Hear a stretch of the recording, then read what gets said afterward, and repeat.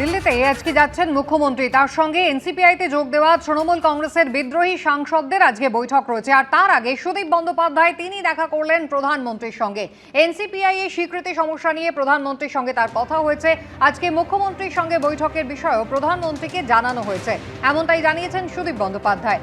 শুভেন্দু অধিকারী দিল্লিতে আসছেন, গত সপ্তাহে তার আসার কথা ছিল, আপনারা জানেন। যদিও কলকাতাতেই নবান্নে সুদীপ বন্দ্যোপাধ্যায় তিনি দেখা করেছিলেন শুভেন্দু অধিকারীর সঙ্গে, টেলিফোনে শতাব্দী রায়ের সঙ্গে তার কথা হয়েছিল। তবে আজ তৃণমূল কংগ্রেসের বিদ্রোহী সাংসদদের সঙ্গে দিল্লিতে বৈঠক করতে চলেছেন মুখ্যমন্ত্রী শুভেন্দু অধিকারী। মুখ্যমন্ত্রী আসছেন, আগের সপ্তাহে আসার কথা ছিল, কিন্তু গত সপ্তাহে আমি এসে উঠতে পারিনি। তখন ইনি বলেছিলেন যে লিডার অফ দি পার্টিকে ছাড়া মিটিং করা ঠিক নয়। কালকে মূলত প্রত্যেক সাংসদেরই এলাকায় নানাবিধ সমস্যা দেখা দিচ্ছে। অনেক এখনো বাড়ি ঢুকতে পারছে না, অনেকে গৃহত্যাগী হয়ে আছে, ঘর ছাড়া হয়ে আছে, অনেক পুরনো এফআইআর তাদের এগেনস্টে আবার নতুন করে রুজু করে মামলা করা হচ্ছে, গ্রেপ্তার হচ্ছে।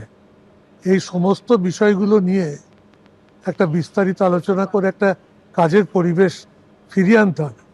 আর ইতিমধ্যে ডিলিমিটেশনের স্টেটের কাজ সম্পূর্ণ হচ্ছে, পুরসভাগুলোর নির্বাচন সামনে এগিয়ে আসছে। সব কিছু বিষয়গুলো নিয়ে কালকের বৈঠক যথেষ্ট গুরুত্বপূর্ণ। দিল্লিতে মুখ্যমন্ত্রীর সঙ্গে এনসিপিআই সাংসদদের আজকের এই বৈঠক নিয়ে বিজেপির রাজ্য সভাপতি শ্রমিক ভট্টাচার্য কি বলছেন দেখুন। মুখ্যমন্ত্রী মিটিং করতেই পারেন তাদের সঙ্গে, বিজেপির কোনো সর্বোচ্চ নেতাও মিটিং করতে পারেন।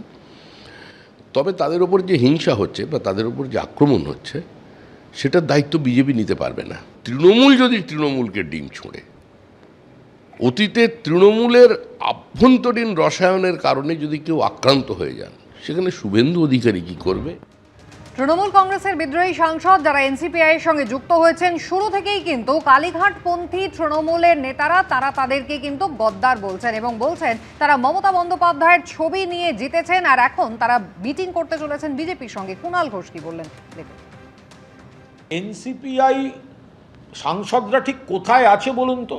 এনসিপিআই সাংসদরা কোথায় আছেন?